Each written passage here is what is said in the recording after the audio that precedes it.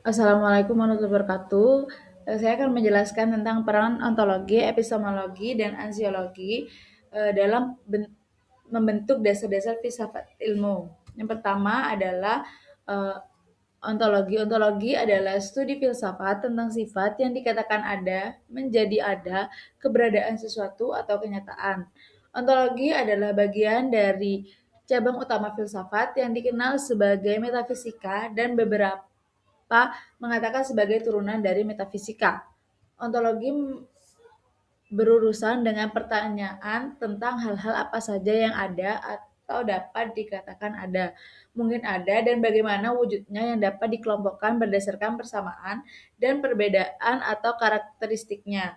Ketika belajar tentang ontologi, berarti kita belajar tentang metafisika. Walaupun metafisika sebenarnya bukanlah sebuah ilmu, metafisika adalah cabang filsafat murni atau filsafat tradisional.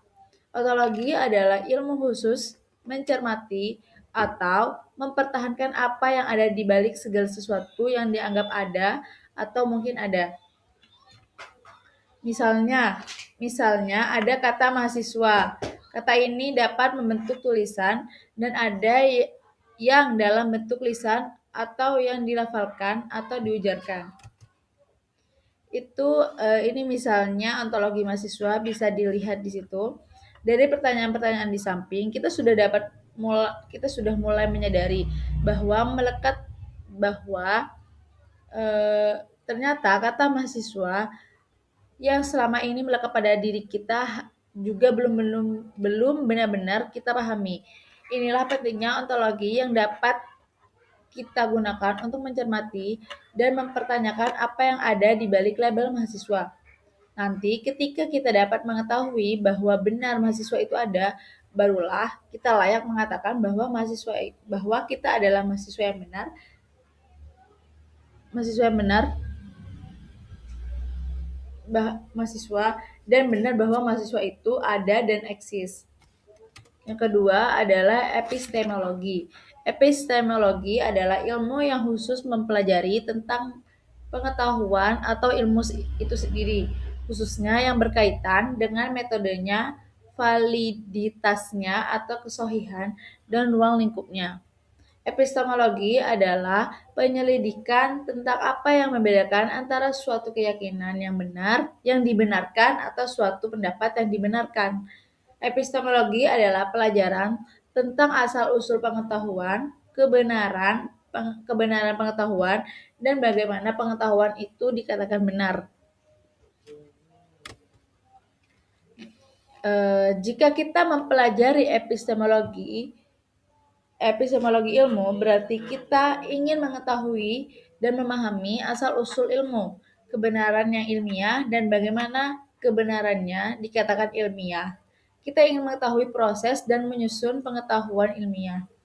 Itu Surya Sumiantri 2017. Ilmiah berarti berdasarkan metode. Yang pertama langkah-langkah, prosedur, dan tahapan. Kemudian ada prinsip keilmuan.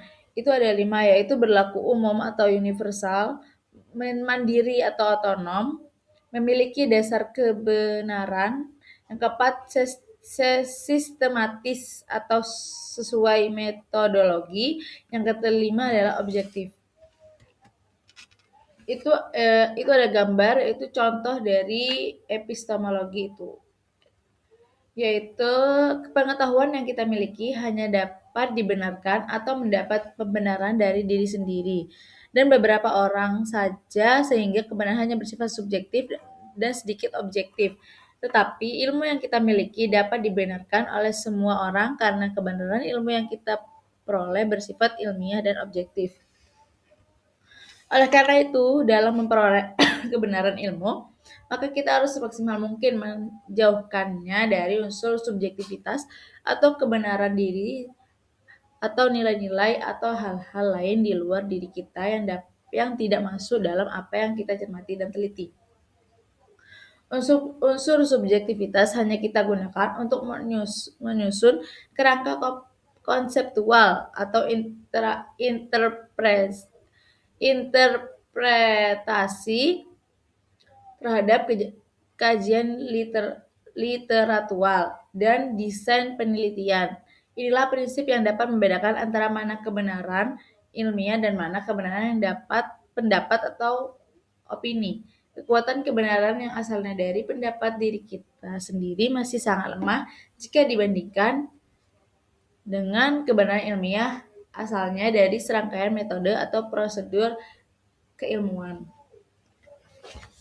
Jika ontologi fokus pada eksistensi keberadaan ilmu atau usaha untuk mengetahui apa di balik suatu yang dianggap ada, epistemologi fokus pada asal-usul ilmu pengetahuan dan tingkat kebenaran ilmiah, maka aksiologi berfokus pada nilai yaitu etika dan estetika penerapan ilmu pengetahuan dalam dunia nyata.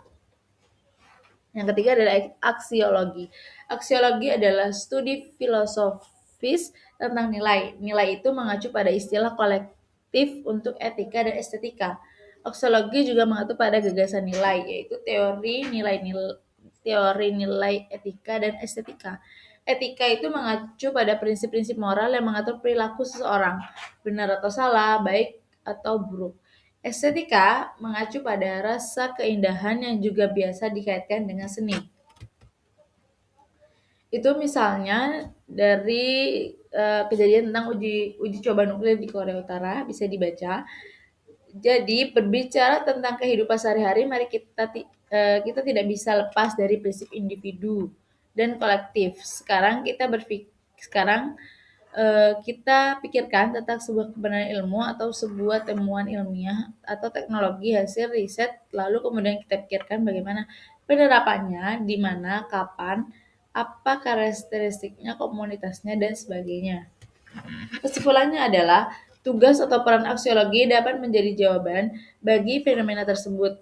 Kita dapat memahami hal-hal apa saja secara etika dan estetika. Ketika kita melihat dari sudut pandang aksiologi, jadi kita menemukan kebenaran ilmu aksiologi dan berperan dalam menunjukkan nilai dari kebenaran ilmiah yang dapat kita temukan. Mungkin cukup sekian. Assalamualaikum warahmatullahi wabarakatuh.